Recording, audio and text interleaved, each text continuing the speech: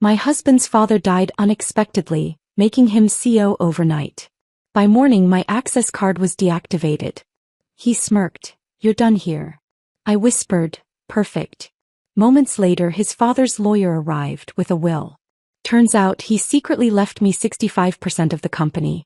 I now own his empire, and his penthouse mistress's lease. You're done here. The words hit me like a physical blow. Standing across from Christian in his newly claimed office, I watched his lips curl into that familiar smirk, the one that had always revealed his true feelings during our 12 years of marriage. The man I'd built a life with was erasing me from the company in less than 24 hours after his father's death. But he didn't know what I knew. He couldn't possibly imagine what was coming. But I'm getting ahead of myself. To understand how I ended up here, we need to go back to where it all began. My father, Shane Miller, collapsed in the break room of Owen Montgomery's investment firm on a crisp October morning. By the time the ambulance arrived, he was already gone. A massive aneurysm that no one could have predicted. I was 24, working as a junior financial analyst at a competing firm, and suddenly completely alone in the world. At the funeral, Owen approached me with genuine grief etched into his weathered face. He and my father had been friends for 30 years, starting as mailroom clerks and rising through different companies. Victoria, Owen said, placing his hand on my shoulder, your father was the closest thing I had to a brother. Before he died, I promised him I'd make sure you were taken care of. I was touched but waved off his concern. I appreciate that, Mr. Montgomery, but I'm doing fine on my own. Owen's eyes held something I couldn't quite read. Please call me Owen. And I insist we have dinner next week. There's something I'd like to discuss with you. That dinner changed everything. Owen introduced me to his son, Christian. Tall, conventionally handsome with his father's piercing blue eyes but none of his warmth. Christian was polite but distant, clearly there under duress. I later learned that Owen had orchestrated the meeting with surgical precision, believing that uniting our families would fulfill his promise to my father in the most complete way possible. 3 months later, I found myself engaged to Christian Montgomery. The proposal wasn't romantic. It happened over dessert at a restaurant I couldn't afford on my salary, with Owen beaming proudly while Christian slid a ring across the table with all the enthusiasm of someone passing the salt. This makes sense, Christian had said, not meeting my eyes. Father thinks we're a good match professionally. I accepted because, despite the arrangement's coldness, I saw an opportunity. Christian was next in line to take over Montgomery Financial, and Owen had hinted that there would be a place for me in the company. It wasn't love, but it was a partnership that could work. The wedding was lavish, designed to impress the New York financial elite rather than celebrate our union. I wore a designer gown that Audrey, Christian's mother, had selected without my input. She'd looked me up and down in the boutique and said, "We'll need to make you look like you belong," her smile never reaching her eyes. Our first dinner as a married couple in the Montgomery mansion revealed the battlefield I'd entered. The dining room was oppressively formal, with oil paintings of stern-faced Montgomery ancestors watching our every move. Victoria, Audrey said, examining the way I held my fork, Christian tells me your father was in finance. Small firm, wasn't it?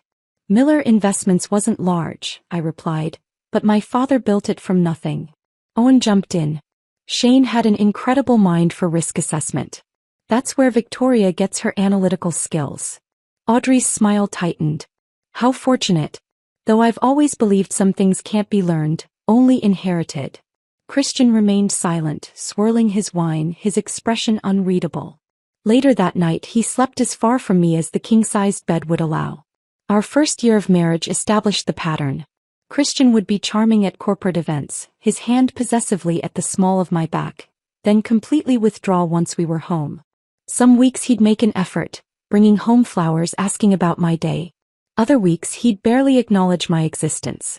6 months into our marriage, Owen invited me to his office. "I'd like you to join the company," he said, sliding a folder across his mahogany desk. "We need someone with your skills in our risk assessment department." The offer was generous, and I accepted immediately, hungry for purpose beyond being Christian's wife. Christian was furious when he found out. "Father didn't even discuss this with me," he seethed that night. "You're my wife, not a Montgomery Financial employee." "I have an MBA from Columbia," I reminded him. "I'm qualified for this position." "That's not the point," he snapped. The point is knowing your place. Despite Christian's objections, I excelled in my new role. Owen became a mentor, stopping by my office to discuss market trends or offer guidance on presentations. He saw something in me that his own son couldn't, or wouldn't, acknowledge. Audrey, meanwhile, made her disapproval known in 1,000 subtle ways. At company functions, she'd introduce me as Christian's wife, rather than by name or title. She'd reminisce about families that had been in finance for generations, pointedly excluding mine from that elite group. You'll learn our ways eventually, she told me at the company Christmas party, 6 months after I started. Some people just take longer to polish. Owen witnessed this interaction and later apologized for his wife's behavior. Audrey comes from old money, he explained. She forgets that the most valuable perspectives often come from different backgrounds. As my first anniversary with Christian approached, I realized the truth of my situation.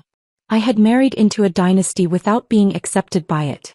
Christian tolerated me, Audrey undermined me, and only Owen seemed to believe in my potential. So I persisted. Each morning I arrived at the office early, determined to prove my worth. Each evening I returned to a marriage that existed mainly for appearances. And gradually I began to understand that Owen's promise to my father had created something neither of them could have anticipated. A business arrangement disguised as a marriage, but one that was giving me access to a world I might reshape from within. What I didn't know then was how completely that world would one day become mine, or what price I would pay before claiming it. My path within Montgomery Financial wasn't paved with gold. It was lined with whispers. I could feel the eyes tracking my movements as I walked to my desk each morning, calculating whether I belonged or was merely the product of nepotism. The risk assessment department was almost exclusively male, a sea of near-identical navy suits and raised eyebrows whenever I spoke in meetings. Mrs. Montgomery, that's an interesting perspective, George Harlow, the department head, would say after my presentations, the slight pause conveying volumes. But I wonder if you've considered the traditional approach? Traditional. The word followed me like a shadow, a constant reminder that I was the outlier. I began arriving at 6:30 a.m., a full hour before anyone else, reviewing reports and preparing counterarguments to the inevitable pushback. I stayed until the cleaning staff arrived, meticulously building cases that couldn't be dismissed with a condescending smile.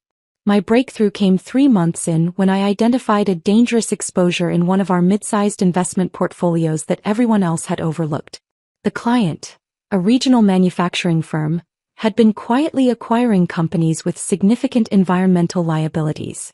If any of these waste disposal issues trigger EPA action, they could face millions in cleanup costs, I explained to Harlow, sliding my detailed analysis across his desk.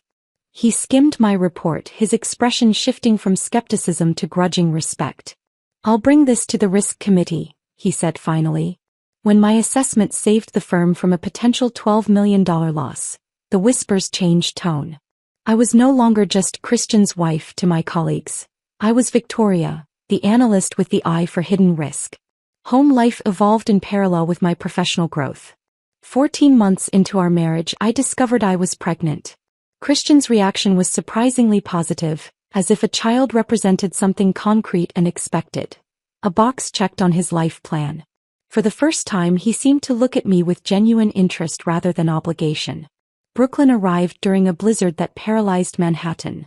7 pounds of fierce determination with her father's blue eyes and my dark hair.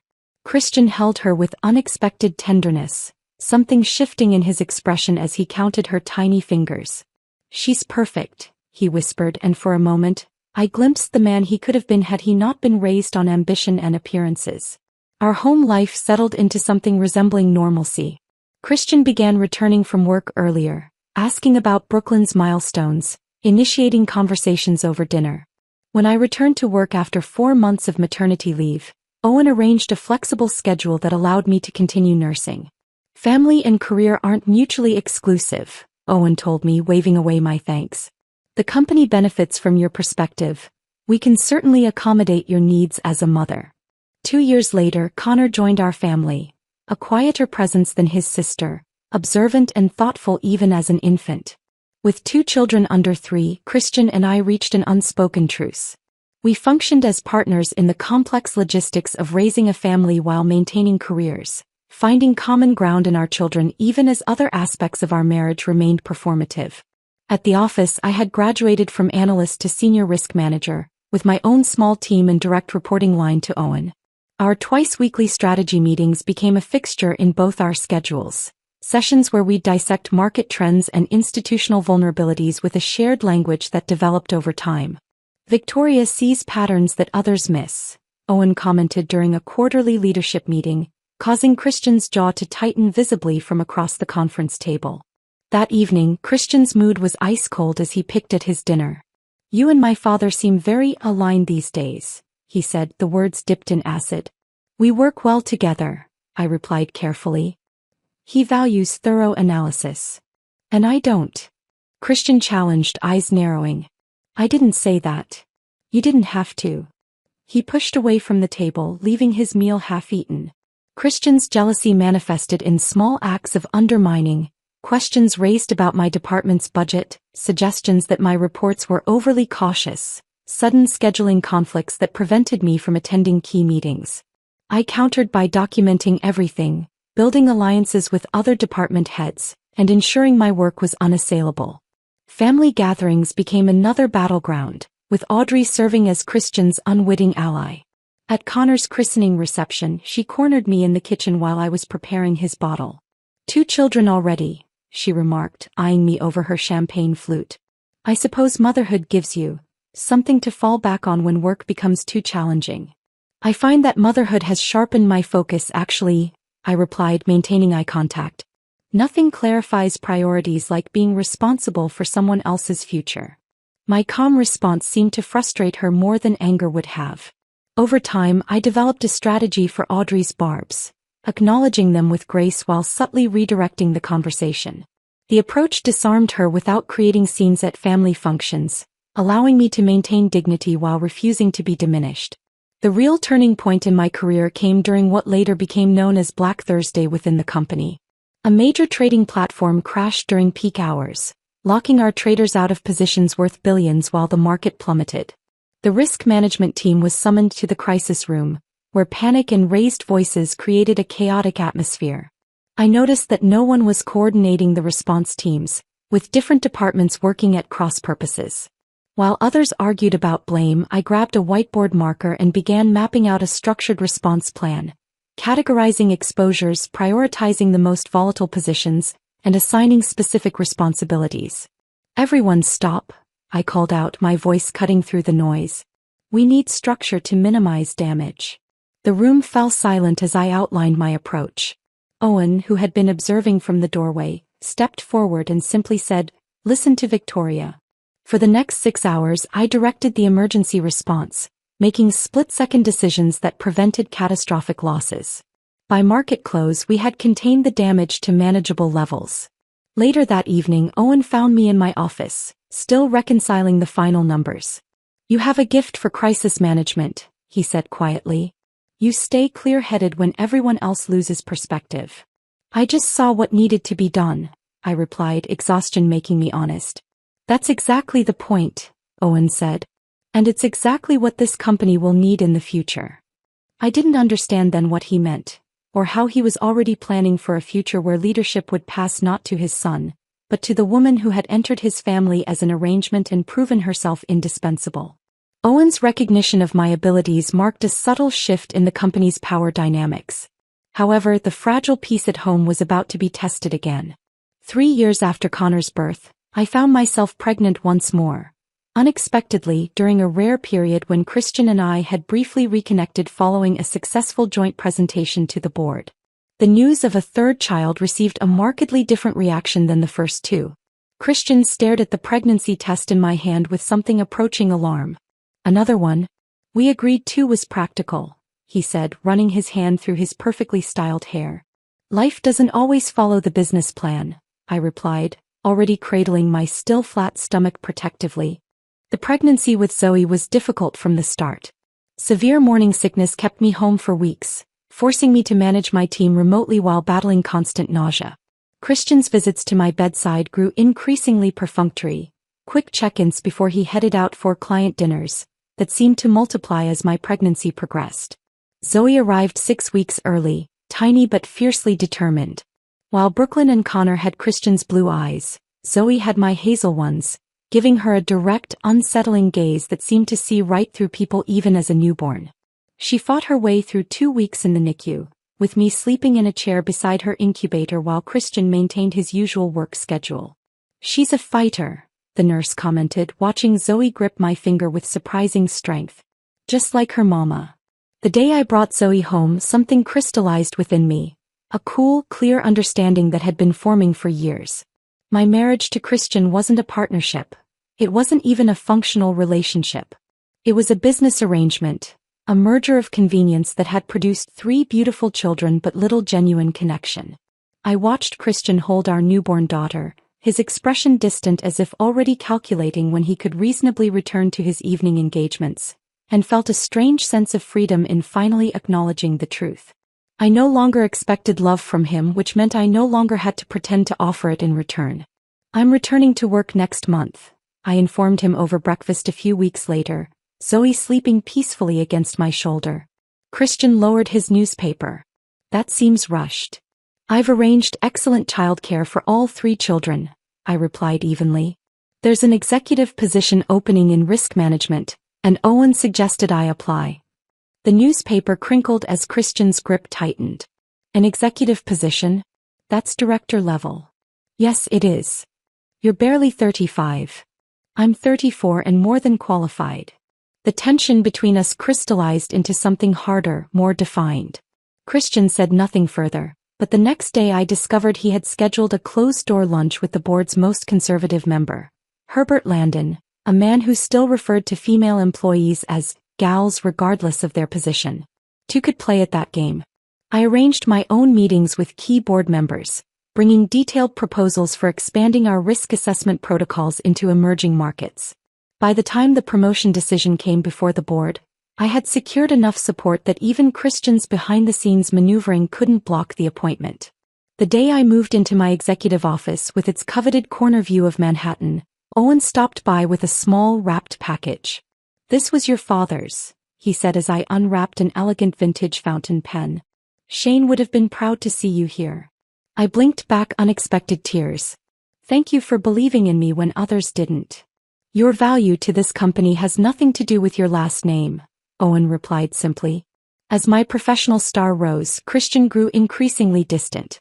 He began traveling more frequently, quick trips to Boston, Chicago, Los Angeles, always with plausible business justifications but vague on specific details. The first concrete evidence arrived innocuously, a receipt that fell from his suit jacket while the housekeeper was preparing it for dry cleaning. A jewelry purchase from Tiffany that had never made its way to my jewelry box or the children's keepsake collections.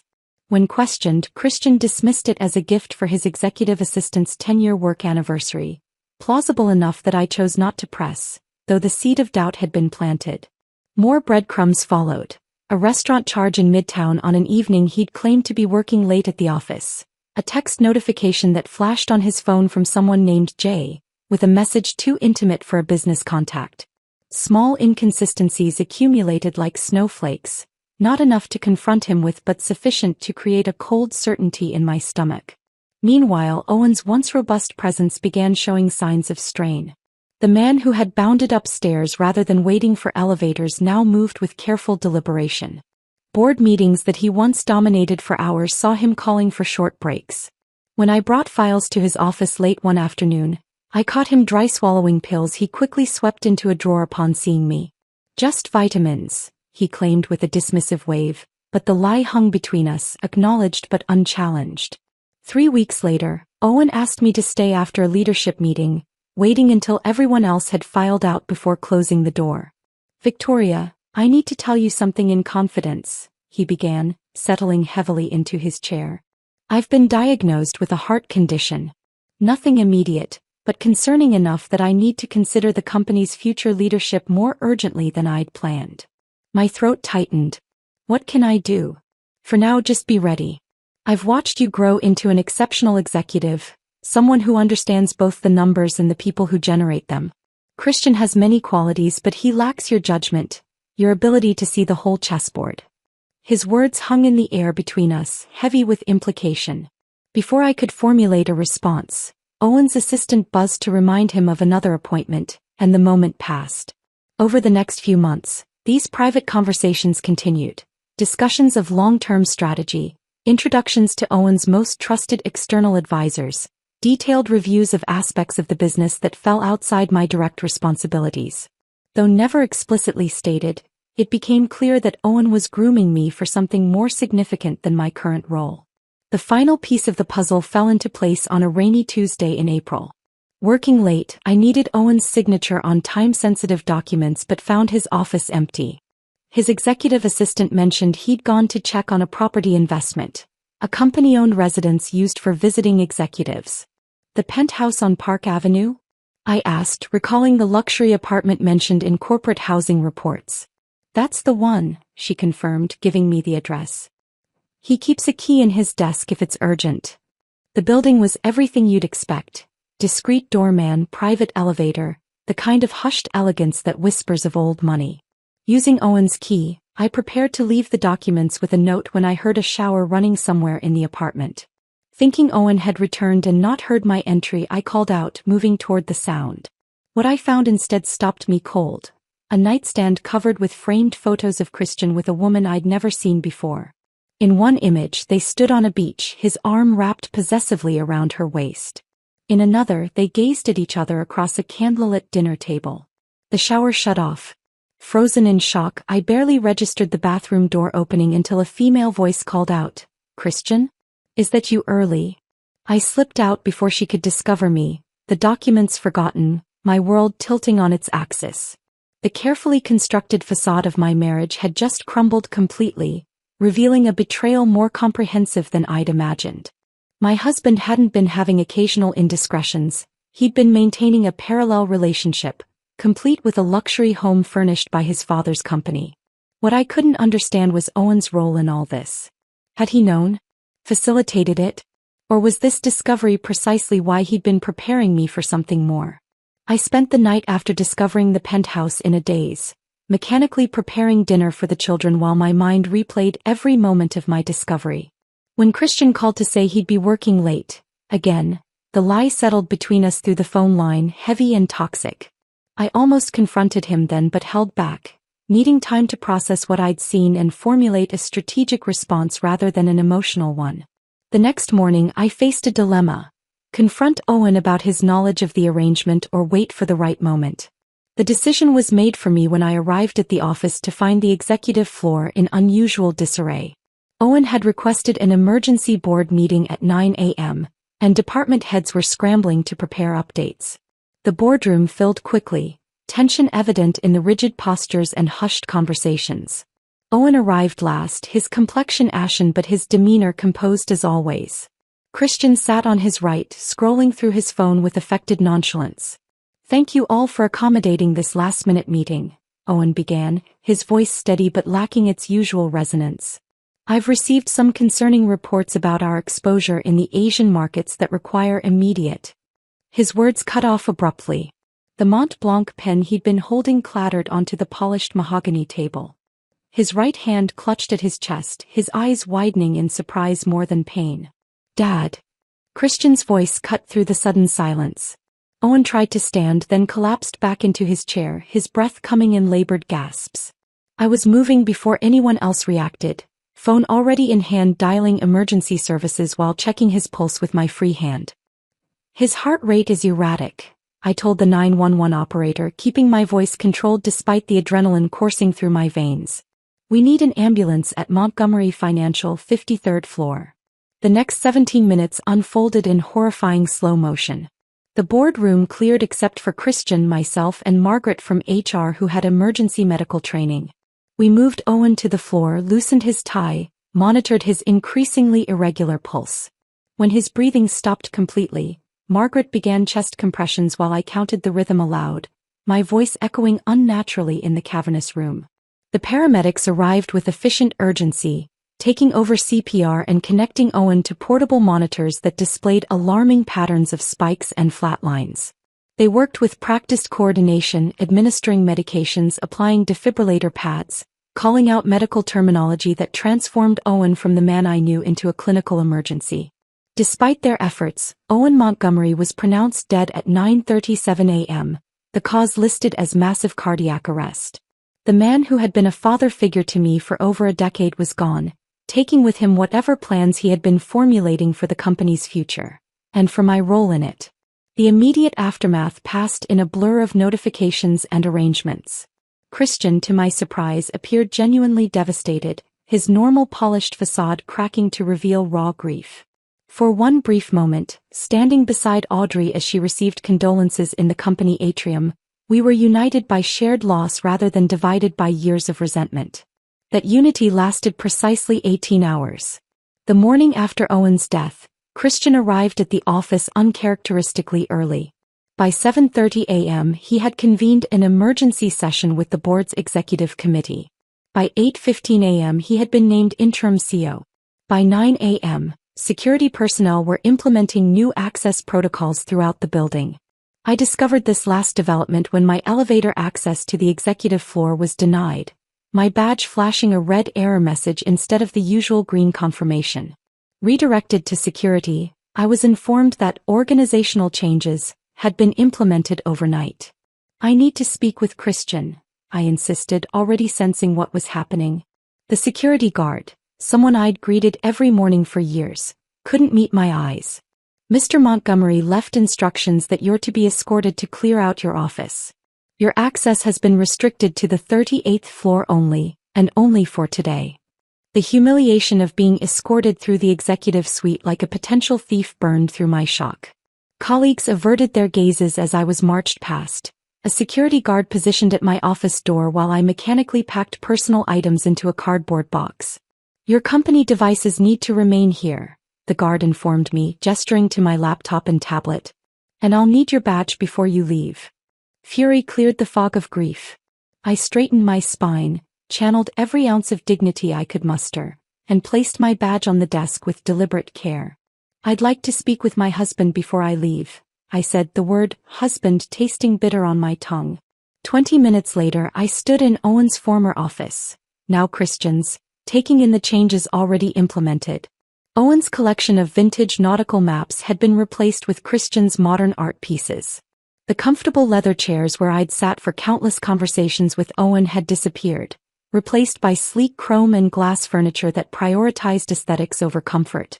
Behind Owen's, Christian's, desk, my husband leaned back in his chair, the morning light catching the gold of his watch as he gestured dismissively toward a visitor's chair. "I assumed you'd want to pay your respects," he said, his expression a practiced mask of professional regret. "But honestly, Victoria, it's better this way. Cleaner."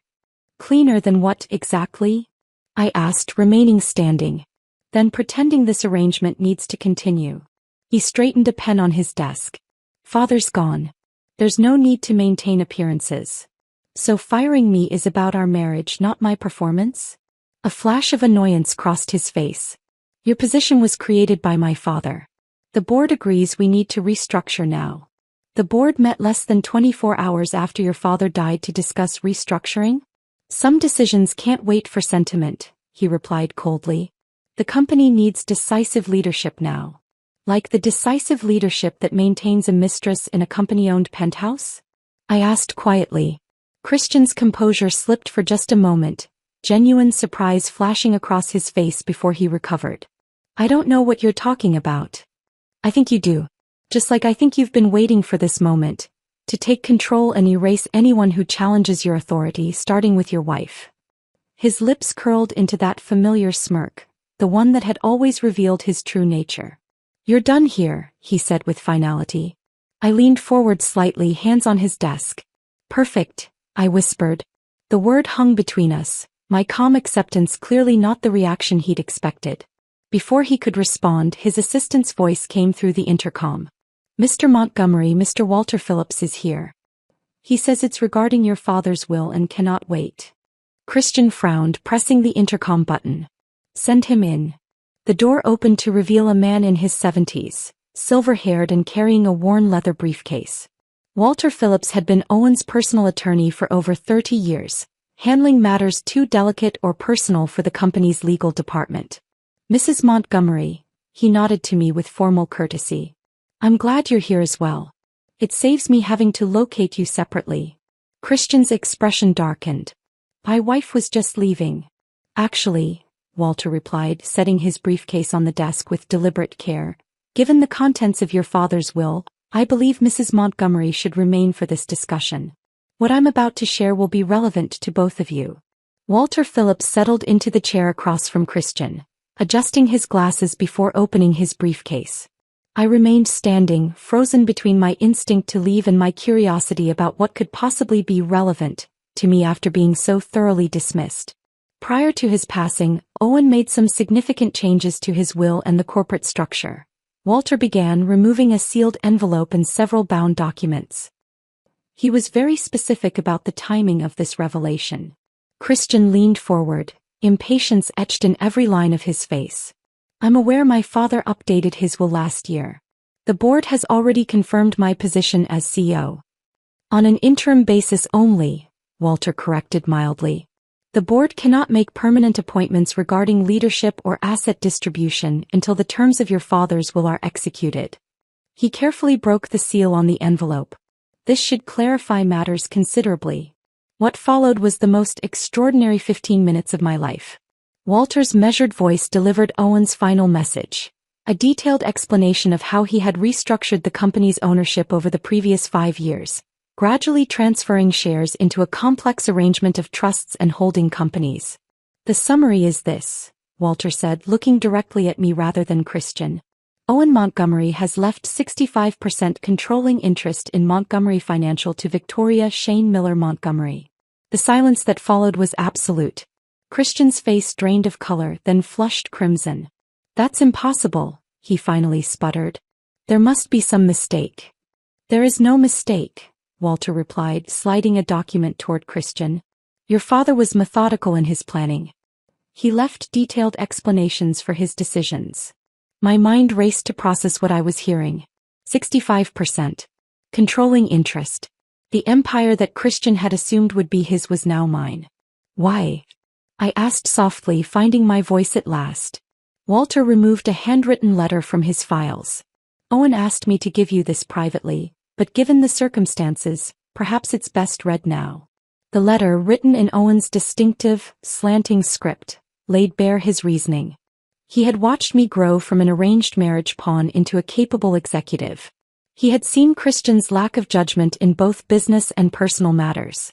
Most surprisingly, he had known about the penthouse arrangement for years, not because he condoned it, but because he recognized it as evidence of his son's character flaws. I promised your father I would take care of you, Owen had written. This is how I fulfill that promise, by entrusting you with what I built, knowing you'll protect it not just for yourself but for Brooklyn, Connor, and Zoe. Christian will receive 20% ownership, enough to maintain his lifestyle but not enough to control the company's direction. This isn't punishment, it's protection for everyone involved, including him. Christian's fury erupted as I finished reading. This is absurd. I am his son. I've worked at this company my entire career. As has Victoria, Walter pointed out calmly. Owen made his decision with full mental capacity and thorough legal consultation. The documents are ironclad. I'll challenge it, Christian threatened, pounding his fist on the desk. No judge will uphold this betrayal. You're welcome to try, Walter replied, unfazed. However, Owen anticipated that reaction. He withdrew another document. This contains evidence regarding the penthouse apartment, the offshore accounts you've been maintaining, and several questionable client transactions over the past 3 years. Christian went still, his expression confirming every implication. Owen didn't include this information in the will, Walter continued. He hoped it wouldn't be necessary, but he was prepared for all contingencies. I found my voice again. I think I need some time to process this. Of course, Walter nodded. However, there is the matter of the board meeting scheduled for tomorrow morning. As majority shareholder, your presence will be required to ratify leadership positions. The next 24 hours passed in a surreal blur. I returned home to find Christian had cleared out his essential belongings, leaving only a terse message that he was staying elsewhere. I spent the evening with my children, maintaining normalcy while my internal landscape shifted tectonically. By morning I had made my first decision as controlling owner of Montgomery Financial.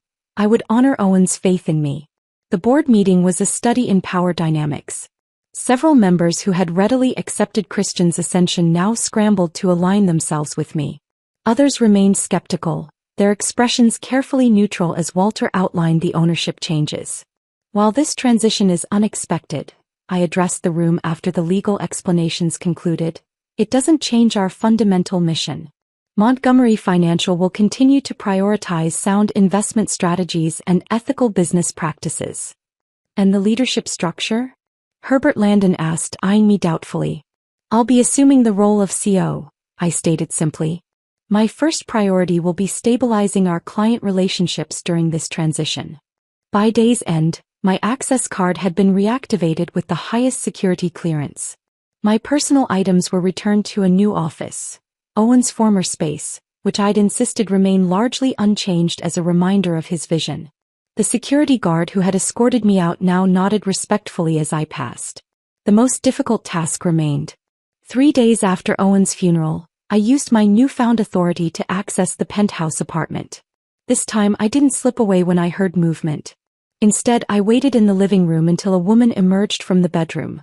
Tall, elegant, perhaps mid-30s. Her shock at finding me there quickly transformed into wary resignation. "You must be Victoria," she said, her voice surprisingly gentle. "I've seen pictures of you with the children." "And you are?" I asked, maintaining my composure. "Jacqueline Davis. Everyone calls me Jackie." She gestured helplessly. I suppose this was inevitable. What I had expected to be a confrontation evolved into something far more complex. Jackie, it turned out, had been told a carefully constructed narrative by Christian, that our marriage was in name only, maintained for the children and his father's approval, while their relationship was the real one. "He promised we'd be together officially after Owen passed," she explained, twisting her hands in her lap. "I never wanted to hurt anyone. I thought everyone understood the arrangement." "Clearly not everyone did," I replied. Over the next hour, Jackie revealed details that completed the puzzle of Christian's deception. The promises made to her, financial arrangements, even discussions about how the children would eventually be integrated into their life together. It became clear she had been manipulated as thoroughly as I had, though in different ways. "What happens now?" she asked finally. "I assume you'll want me gone." I considered her question carefully. "Actually, I may have a proposition for you." The restructuring of Montgomery Financial began the following week. With Jackie's insider knowledge of Christian's hidden dealings and my understanding of the company's operations, we methodically untangled years of questionable arrangements. Jackie's background in compliance at a competing firm, the real reason Christian had targeted her initially, proved invaluable as we implemented new oversight protocols. Christian's attempts to challenge the will faltered quickly when faced with the evidence Owen had compiled. Instead, he negotiated for a generous settlement in exchange for his 20% ownership stake, effectively removing himself from the company entirely. On the 1-month anniversary of taking control, I invited my children into my office after hours. Brooklyn, now 9, examined the space with curious eyes. Connor, 7, quietly investigated the model ships Owen had collected. 5-year-old Zoe climbed directly into my lap at the massive desk. "This was Grandpa Owen's office," I explained. "Now it's mine, and someday it might belong to one of you." "Dad says we're not going to live together anymore," Brooklyn stated matter-of-factly. "He says you took his company." I turned my chair to face the Manhattan skyline, gathering my children close. "This company was built to last generations," I told them. "Grandpa Owen trusted me to protect it for your future. Your dad and I have different ideas about how to do that, so yes, we'll be living separately. But you'll always have both of us, and you'll always have a place here." As the city lights began twinkling in the gathering dusk, I felt Owen's presence in the room, not as a ghost, but as a legacy now entrusted to my hands. The empire he had built would continue, transformed by my vision but honoring his foundation. And the woman he had brought into his family through an arrangement of convenience had found something he likely never anticipated. Not just security or success, but genuine purpose.